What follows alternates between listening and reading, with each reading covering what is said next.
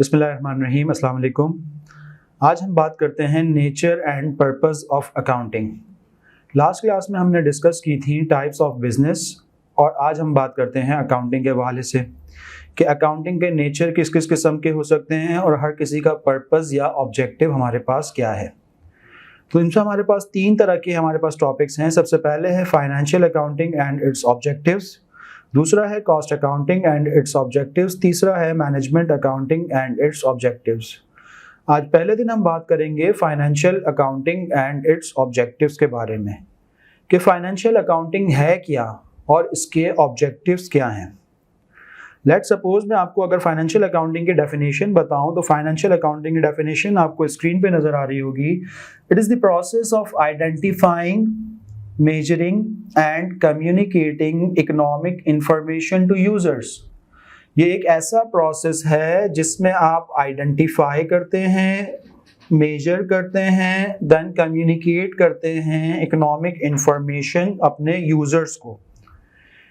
तो सर अगर हम इसके बारे में बात करें, डिटेल में बात करें financial accounting and it's objective, sir हमने इसकी डेफिनेशन में तीन बातें पढ़ी। पहली बात हमने ये पढ़ी कि ये एक ऐसा प्रोसेस है जिसमें आप आइडेंटिफाई करते हैं, देन कम्युनिकेट करते हैं, आइडेंटिफाई करने के बाद मेजर करते हैं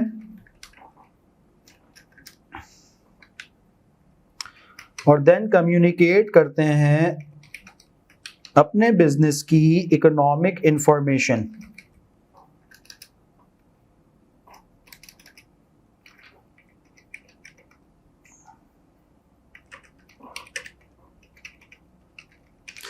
यूजर्स को, अपने बिजनेस की इकोनॉमिक इंफॉर्मेशन आप कम्युनिकेट कर रहे होते हैं यूजर्स को।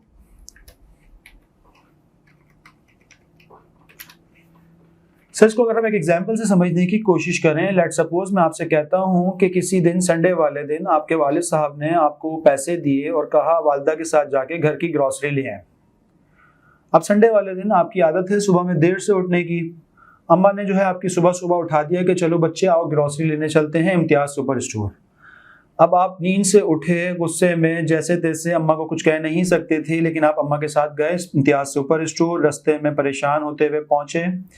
आपने स्टोर में जाके अपने पास जो उनकी प्रोसेस होता है, जाके आपकी ट्रॉली आपने ली, अपनी ग्रॉसरी की ट्रॉली आपने ली और साथ साथ अम्मा के चलते बने। अब अम्मा आपके पास आगे आगे चल रही हैं, आप पीछे पीछे अम्मा के साथ जाते जा रहे हैं। अब अम्मा आगे देख रही हैं, रास्ता नहीं देख रही, लेकिन आप लोगों को शहीद करते हुए, जख्मी करते हुए उनके पीछे पीछे अपनी ट्रॉली फिल कर रहे हैं। फिर आपने जब 1-1.5-2 घंटे की मेहनत के बाद अपनी 2-3-4 ट्रॉलीज फिल कर ली तो अब आपकी अम्मा का हो गया काम खत्म, वो जाके साइड पे बैठ गई। अब आप सारी ट्रॉलीज लेके लाइन में लगे हुए हैं कि कब मेरे पास बिल की बारी आए तो मैं उसको बिल करवाऊं। फिर आपने क्या किया, जाके बिल करवाने के लिए लाइन में लगे। 15-20 मिनट बाद जब आपका जाके नंबर आया, आपने सारा सामान एक एक चेक करवाया, बिल की पेमेंट की बारी आई, आपने बिल पे किया और देन बिल पे करने के बाद आपने सारा सामान कलेक्ट किया और गेट पे जाके उसको रिसीट दिखाई कि भाई पैसे दे के लेके आ रहा हूँ, चोरी करके नहीं लेके आ रहा। निकले, सारा सामान गाड़ी में लोड किया और घर पहुंचे। अब ये कोई पूरा का पूरा प्रोसेस कोई आपके पास, ये पूरा का पूरा प्रोसेस कोई आपके पास कोई कमोबेश 4 से 5 घंटे पे मुहित है।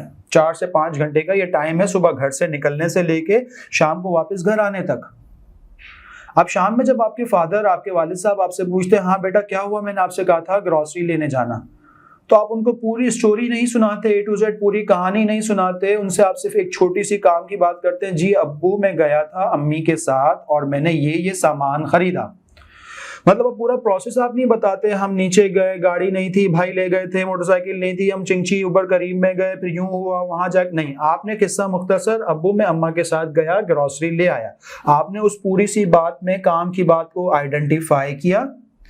देन फिर आपने कहा अब्बू आपने मुझे 50,000 दिए, मैं 40,000 की ग्रॉसरी ले आया। फिर उसको आपने नंबर में मेजर किया, 40,000 आपने उसको नंबर में मेजर किया और मेजर करने के बाद वालिद साहब को कम्युनिकेट कर दी इंफॉर्मेशन। क्यों? वालिद साहब यूजर हैं, उन्होंने आपको पैसे दिए थे तो वो आपसे पूछ रहे हैं, वो यूजर हैं कि भाई जो मैंने आपको पैसे दिए उसका क्या किया। सर बिल्कुल in the same way, in the same process आपके पास बिजनेस पूरा साल अपनी एक्टिविटीज परफॉर्म करते हैं। अब बिजनेस की एक्टिविटीज में पूरे साल में 365 दिनों में वो 365 तरह के काम कर रहे होते हैं। कभी कोई मीटिंग होती है क्लाइंट से, कभी कहाँ जाना होता है, कभी कुछ खरीदना होता है, कभी कोई ट्रिप होता है, कभी कोई टूर होता है, कभी कोई क्लाइंट के पास मीटिंग होती है, कभी कहीं दावत पे जाना होता है, कभी कोई आप चीजें खरीद रहे होते हैं, कोई बेच रहे होते हैं, बहुत सारी आपकी एक्टिविटीज होती हैं। तो वो जितनी भी आपकी बिजनेस की एक्टिविटीज हैं, आप उनमें से जो काम की एक्टिविटीज हैं उन्हें आप आइडेंटिफाई करते हैं, और जब काम की एक्टिविटीज को आप आइडेंटिफाई कर लेते हैं फिर उसको आप नंबर्स में मेजर करते हैं। फिर जब हम एक बार नंबर्स में मेजर कर लेते हैं अपनी एक्टिविटीज को, देन थर्ड स्टेप होता है हमारे पास कि हमें उसको कम्युनिकेट करना होता है, उन इंफॉर्मेशंस को कम्युनिकेट करना होता है यूजर्स को। तो सर हमारे पास कम्युनिकेशन का मोड या मेथड क्या होगा? कम्युनिकेशन का मोड या मेथड ये होता है कि आप देखें पूरा साल कंपनीज बिजनेसेस अपनी एक्टिविटीज़ परफॉर्म करती हैं, पूरा पीरियड अपनी एक्टिविटीज़ परफॉर्म करती हैं। फिर जब एक साल गुजर जाता है तो वो अपनी परफॉर्मेंस को, जो उन्होंने एक्टिविटी परफॉर्म की होती है, उसको वो आफ्टर आइडेंटिफाई करने के, मेजर करने के कम्युनिकेट कर रही होती हैं, अपनी इंफॉर्मेशन कम्युनिकेट करती हैं यूज़र्स को। सर ये बिल्कुल वैसे ही है कि जैसे आप पूरा साल अपने स्कूल्स में, अपने कॉलेजेस में पढ़ाई करते हैं, स्टडीज़ करते हैं, और फिर जब आपकी फाइनल असेसमेंट आती है तो उसकी आपकी एक एवल्यूशन रिपोर्ट आती है। तो बिल्कुल इसी तरह बिजनेसेस पूरा पीरियड बिजनेस करती हैं, और जब उनका बिजनेस का पीरियड एंड होता है तो उन्हें अपनी एक रिपोर्ट बनानी होती है। जिस तरह आपकी एवल्यूशन रिपोर्ट होती है, आपकी फाइनल असेसमेंट रिपोर्ट होती है, इस तरह बिजनेस की भी एक रिपोर्ट बनती है जो वो पीरियड एंड पे बनाते हैं, और उस रिपोर्ट के ज़रिए वो इंफॉर्मेशन को कम्युनिकेट करते हैं यूज़र्स को। सर उस रिपोर्ट को हम अकाउंटिंग की ज़बान में नाम देते हैं फाइनेंशियल स्टेटमेंट्स का। और जिस दिन हम ये रिपोर्ट बना रहे होते हैं उस दिन को हम कहते हैं रिपोर्टिंग डेट। जिस दिन हम ये रिपोर्ट्स बना रहे होते हैं उस दिन को हम नाम देते हैं रिपोर्टिंग डेट। नॉर्मली कंपनीज अपने पीरियड एंड पे, और नॉर्मल में जो उनका पीरियड एंड होता है ईयर एंड पे, अपनी रिपोर्ट्स बना रही होती हैं। कुछ कंपनीज का ईयर एंड 30 जून पे हो रहा होता है तो 30 जून उनकी रिपोर्टिंग डेट होती है। कुछ का पीरियड एंड हो रहा होता है 31 दिसंबर पे तो 31 दिसंबर उनकी रिपोर्टिंग डेट होती है। कुछ का 31 मार्च पे हो रहा होता है तो 31 मार्च उनकी रिपोर्टिंग डेट कहलाती है। जिस दिन आप अपनी रिपोर्ट यानी कि अपने फाइनेंशियल स्टेटमेंट्स बनाएंगे वो डेट आपके लिए कहलाएगी रिपोर्टिंग डेट। और सर जब आप फाइनेंशियल स्टेटमेंट्स बनाते हैं तो आपके फाइनेंशियल स्टेटमेंट्स में कुछ डॉक्यूमेंट्स लाजमन आप अपने पास इंक्लूड करते हैं, शामिल करते हैं, जिन्हें हम कहते हैं elements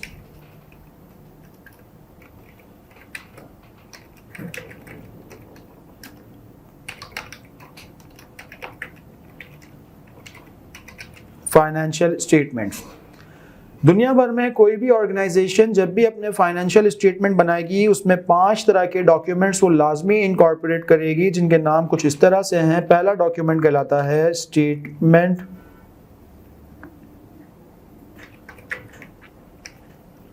of profit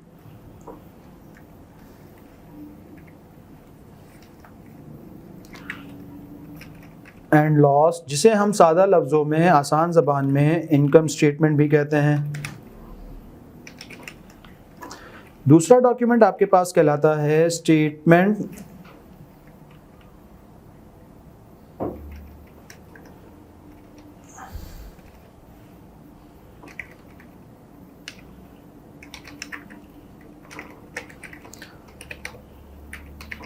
financial position, जिसे हम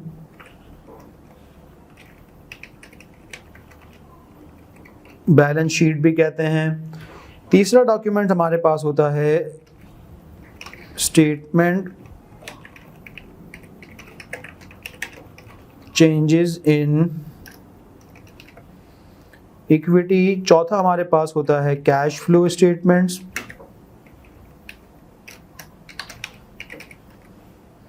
और पांचवा कहलाता है notes to the accounts.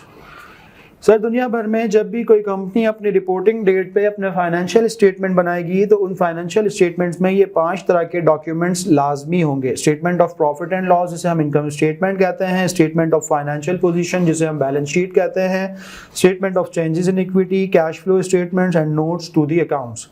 Time गुजरने के साथ साथ आप जब जैसे जैसे आगे बढ़ेंगे तो ये सारी चीज़ें हम 1 बाय 1 डिस्कस भी कर लेंगे और आप पढ़ भी लेंगे। अब देखें सर, अगर हम सारी बातों को कंक्लूड करें तो समरी हमारे पास कुछ इस तरह से निकलती है कि जब भी कोई ऑर्गेनाइजेशन पूरा साल पूरा पीरियड अपनी एक्टिविटीज़ परफॉर्म करती है, अपना बिजनेस परफॉर्म करती है, बिजनेस परफॉर्म करने के बाद पीरियड एंड पे उसे अपनी परफॉर्मेंस लोगों को बताना पड़ती है। वो बताने के लिए जो मॉड मीडियम होता है वो कहलाता है फाइनेंशियल अकाउंटिंग। इसमें आप करते ये हैं कि अपने बिजनेस में जो काम की इंफॉर्मेशन है जो आप समझते हैं यूजर्स को बताई जाए, उसको आप आइडेंटिफाई करते हैं, करते हैं, देन कम्युनिकेट करते हैं यूजर्स को। कम्युनिकेशन के लिए जो आप टूल यूज करते हैं वो टूल रिपोर्ट कहलाता है और उस रिपोर्ट को हम कहते हैं फाइनेंशियल स्टेटमेंट। और इस फाइनेंशियल स्टेटमेंट में 5 तरह के डॉक्यूमेंट्स होते हैं। सर वंस जब ये आपके डॉक्यूमेंट्स तैयार हो गया, बन गया, तो अब आप ये दे रहे होते हैं, कम्युनिकेट कर रहे होते हैं यूजर्स को। Sir users of financial statement कौन कौन हो सकते हैं हमारे पास? यूजर्स ऑफ फाइनेंशियल स्टेटमेंट कौन कौन हो सकते हैं?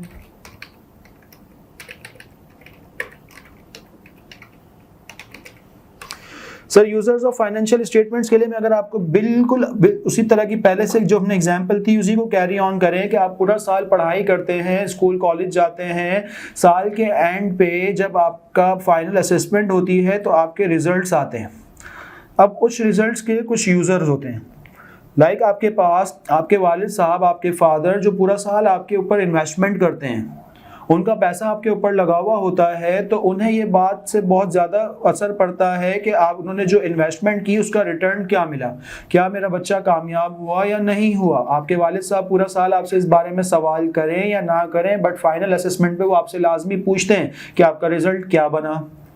इसके अलावा आपके जो वालिदा हैं वो भी आपसे लाजमी बात है सवाल पूछती हैं। तो ये तो वो लोग हैं जिन्होंने आपके ऊपर इन्वेस्टमेंट की, आपके ऊपर टाइम दिया, आपके ऊपर पैसा लगाया।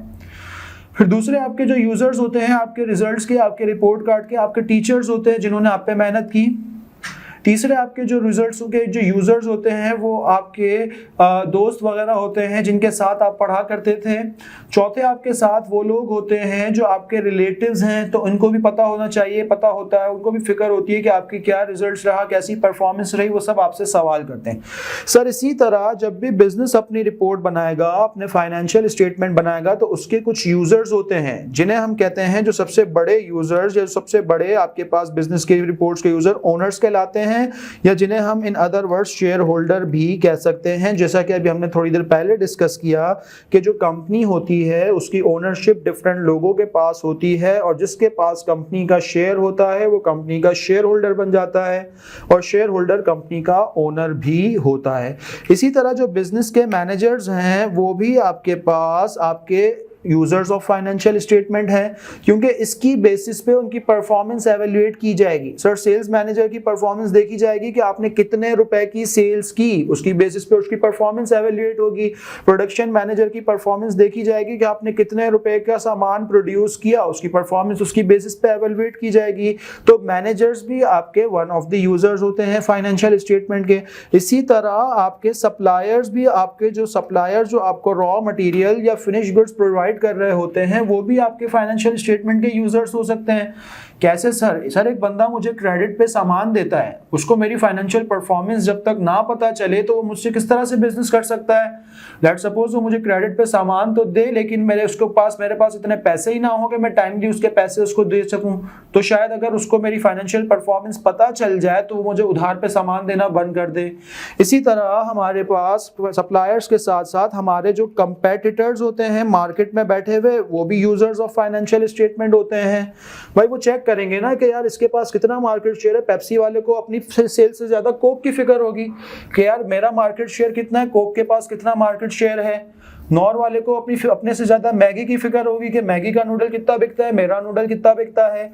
इंग्लिश बिस्किट वाले को अपने से ज्यादा कॉन्टिनेंटल बिस्किट की होगी। जिस तरह हमारा आपस में होता है ना, वो जो 3 इडियट्स में कहते हैं ना, बाबा रणछोड़ दास क्या कहते हैं कि आपका दोस्त फेल हो जाए तो दुख होता है, पास हो जाए तो ज्यादा दुख होता है। तो बिल्कुल इसी तरह अगर आपका कंपेटिटर आपसे ज्यादा मार्केट शेयर खा जाए तो आपको तकलीफ होती है, परेशानी होती है। ठीक है, तो ये भी वन ऑफ द यूजर्स आपके फाइनेंशियल स्टेटमेंट्स के होते हैं। इसी तरह आपके बैंकर्स जिन्होंने आपको लोन प्रोवाइड किया होता है, वो ये चेक करना चाह रहे होते हैं कि आप इस काबिल हैं कि उनको जो इंटरेस्ट है वो भी पे कर सकें, और जब लोन की रीपेमेंट का टाइम आए वो भी आप टाइमली रीपे कर सकें, अदा कर सकें। तो ये आपके पास कुछ यूजर्स ऑफ फाइनेंशियल स्टेटमेंट्स हैं जो मैंने आपको बताया। ये तो हमारे पास फाइनेंशियल अकाउंटिंग की डेफिनेशन हो गई। सर इसके बाद इसका ऑब्जेक्टिव क्या है, इतनी मेहनत हम करते क्यों हैं, पर्पस क्या है सर अगर इसका पर्पस या ऑब्जेक्टिव के बारे में हम बात करें तो आप देखें ऑब्जेक्टिव ऑफ फाइनेंशियल अकाउंटिंग क्या है। The objective is to provide information that is useful for making business and economic decisions.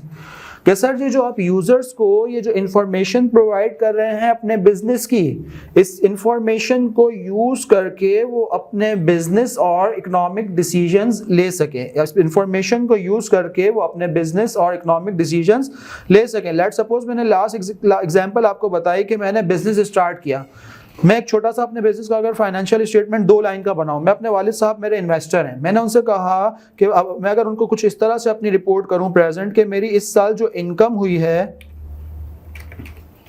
वो इनकम मैंने की है 1 मिलियन रुपीस, 10 लाख रुपए,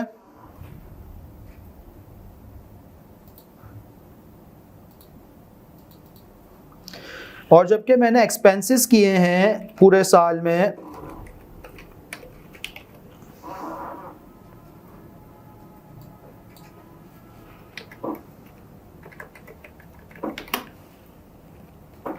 तो मैंने पूरे साल में 50,000 रुपए का नुकसान किया, 50,000 रुपए का नुकसान किया। अगर मैं अपनी इस तरह की रिपोर्ट बना के अपने वालिद साहब के पास जाऊं जो कि मेरे इन्वेस्टर हैं और मैं उनसे कहूं कि मुझे मजीद पैसे चाहिए कारोबार करने के लिए, तो आप क्या समझते हैं कि वो मुझे मजीद पैसे देंगे? वो कहेंगे भाई 10 लाख रुपया दिया था, 50,000 का तुमने नुकसान कर दिया, 10 लाख दिया था, 50,000 का नुकसान कर दिया, मैं तुम्हें मजीद पैसे नहीं देता।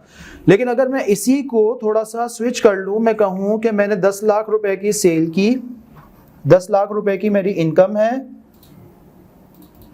और मैंने एक्सपेंसेस किए 8,50,000 रुपए के, तो अब की केस में मेरे पास क्या हुआ, 1,50,000 का प्रॉफिट आ गया, 1,50,000 का प्रॉफिट आ गया। अब देखें सर डिसीजन कैसे चेंज होता है। जब मैंने शक्ल ये दिखाई कि मैंने 50,000 का लॉस किया तो उन्होंने मुझे मना कर दिया, मैं पैसे नहीं देता। जब मैंने कहा मैंने 1.5 लाख रुपए का प्रॉफिट किया तो मुझे 10 की जगह 20 लाख शायद मजीद भी दे दें कि अगर ये 10 लाख पे 1.5 लाख कमा सकता है तो शायद और पैसे दूं तो और ज्यादा कमा सकता है। तो ऑब्जेक्टिव क्या है फाइनेंशियल अकाउंटिंग का कि यूजर को ऐसी इंफॉर्मेशन दी जाए, ये इंफॉर्मेशन जब मैंने प्रोवाइड की इसकी बेसिस पे मेरे इन्वेस्टर का डिसीजन इन्फ्लुएंस हुआ कि मुझे इनको पैसे देने चाहिए या नहीं देने चाहिए। सर बिल्कुल इसी तरह कि जब आपके एकेडमिक्स के रिजल्ट आए, जब आपके इंटरमीडिएट के रिजल्ट्स आए तो आपके पेरेंट्स ने कहा, आपने कहा कि हमने जो है वो कराची यूनिवर्सिटी जाना है, डाउ यूनिवर्सिटी जाना है, हमने MBBS करना है या फलां सर्टिफिकेशन लेनी है, फलानी क्वालिफिकेशन लेनी। आपके पेरेंट्स ने कहा पहले अपने ग्रेड्स देखो, अपने मार्क्स देखो, उसकी बेसिस पे डिसाइड करेंगे कि आया आपको डाउ यूनिवर्सिटी वाला एडमिशन देता है या नहीं देता, आपको IBA वाला एडमिशन देता है या नहीं देता। तो बात यह है कि आप यूजर को ऐसी इंफॉर्मेशन देते हैं फाइनेंशियल अकाउंटिंग में कि जिसकी बेसिस पे वो अपना डिसीजन लेगा कि आया मुझे इस जगह इन्वेस्टमेंट करनी चाहिए या जो पहले से इन्वेस्टमेंट की है उसको मैं लौटा दूं, वापस कर दूं, रिटर्न कर दूं, या जो इन्वेस्टमेंट की है बस इतनी ही काफी है, मजीद इन्वेस्टमेंट करने की जरूरत नहीं है। तो इसके बेसिस पे यूजर अपना डिसीजन लेता है कि आया जो मैंने यहाँ पे इन्वेस्टमेंट करनी है या नहीं करनी। तो जो फाइनेंशियल अकाउंटिंग का ऑब्जेक्टिव हमारे पास कंक्लूड कुछ इस तरह से हुआ कि ऐसी इंफॉर्मेशन जिसकी बेसिस पे यूजर अपना डिसीजन ले कि आया मुझे इन्वेस्टमेंट करने की जरूरत है या नहीं करना, ये आपके पास ऑब्जेक्टिव्स ऑफ फाइनेंशियल अकाउंटिंग है।